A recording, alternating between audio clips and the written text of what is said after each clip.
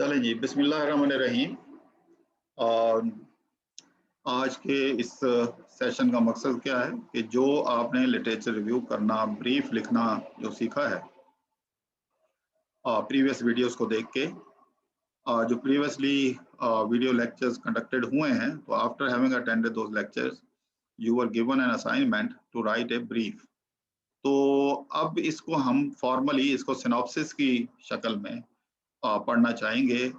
और स्टूडेंट्स ने जो अपनी असाइनमेंट के तौर पर एक ब्रीफ लिख के मुझे भेजे हैं, हम उसके ऊपर डिस्कशन कर रहे हैं कि इसमें क्या गलतियां हैं और इसको कैसे फर्दर इम्प्रूव किया जाए। तो लिहाजा जो मेरे सामने टॉपिक है, ये एक स्टूडेंट ने सबमिट किया हुआ है, तो इसके ऊपर हमारी डिस्कशन होगी।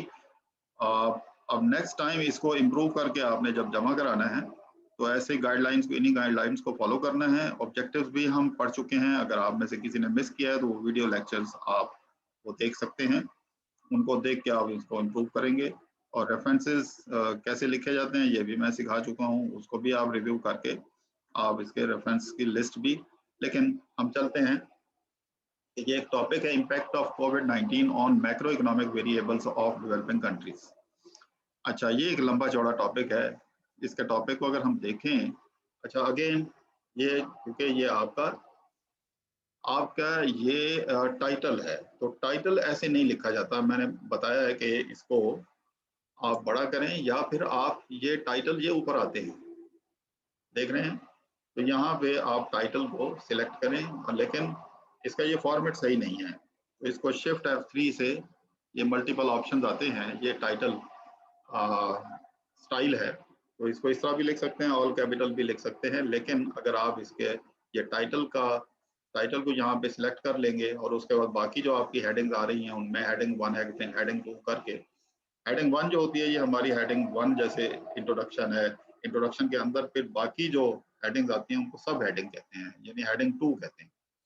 तो ये जब आप करेंगे तो आपका टेबल ऑफ कंटेंट्स, तो नेक्स्ट जब आपने मुझे सबमिट करना है तो इसका नाम होगा सिनॉप्सिस और इसका टेबल ऑफ कंटेंट्स भी होगा और इसके अंदर आपका ये ब्रीफ लिटरेचर रिव्यू भी होगा और आपने ऑब्जेक्टिव्स भी, रिसर्च ऑब्जेक्टिव, रिसर्च क्वेश्चंस भी लिखने होंगे और रिसर्च गैप को भी आपने ब्रीफली डिफाइन करना होगा, क्योंकि ये सारी वीडियोस आप देख चुके होंगे, अगर नहीं देखी तो आप क्विकली रिव्यू कर लें।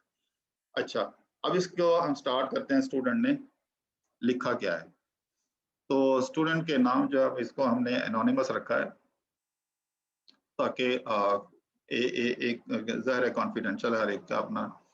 तो ये the aim of this paper is, अब पहली बात तो ये पेपर नहीं लिखने जा रहे हैं, आप रिसर्च करने जा रहे हैं, आप कोई थीसिस करने जा रहे हैं, तो पेपर नहीं लिखना, प्लीज स्टडी लिख सकते हैं, to be on the safe side आप स्टडी लिखें तो ज्यादा बेहतर है। अच्छा, दूसरा ये कि aim, comprehend the effects of coronavirus disease, ये वो ब्रीफ जब आप बिल्कुल 1 पेजर ब्रीफ देना होता है। अब आपने एक सिनॉप्सिस की शक्ल में इसको लेके आना है, आपने, आपका ये दूसरा वर्जन था, तो आपने इसका तीसरा वर्जन जो आपने लिखना है, अगर हम लिटरेचर रिव्यू वाली असाइनमेंट को अलहदा कर लें तो ये तीसरा आपका वर्जन होगा और ये असाइनमेंट नंबर 4 होगी, सॉरी 5 होगी। तो इसको आपने सिनॉप्सिस, यानी असाइनमेंट नंबर 5 जो आपकी है ये सिनॉप्सिस है।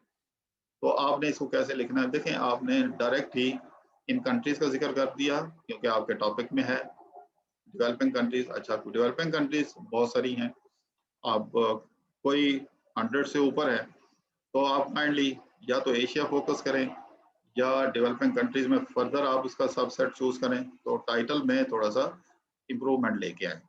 दूसरा, यहाँ भी आगे ये ग्रेट डिप्रेशन और सारी बातें आपने लिखी हैं, talking about the developing countries being less diversified वो है, तो यहाँ पे डेवलपिंग कंट्रीज को आप काइंडली स्पेसिफिक करें, वरना आप तमाम डेवलपिंग कंट्रीज का इस स्टेज के ऊपर, मैं डिस्करेज नहीं कर रहा, लेकिन अगर जब आपको रिसर्च करनी आ जाए तो आप डेवलपिंग का पूरी दुनिया का डाटा आप लेके बेशक कर लें, लेकिन अभी आप स्मॉल स्केल पे, फिर उससे लार्ज आप कर सकते हैं।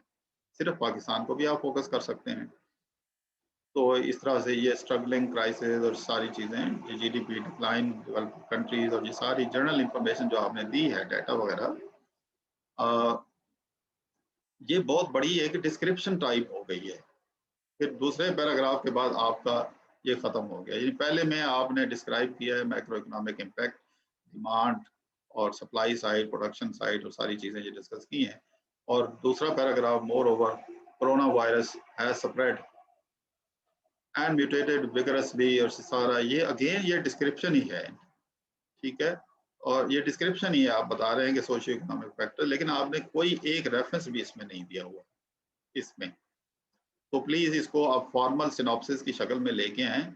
और अब सिनॉप्सिस हम ब्रीफ इसको नहीं कहेंगे और ना ही इसको एब्स्ट्रैक्ट करेंगे। तो प्लीज उसमें आपने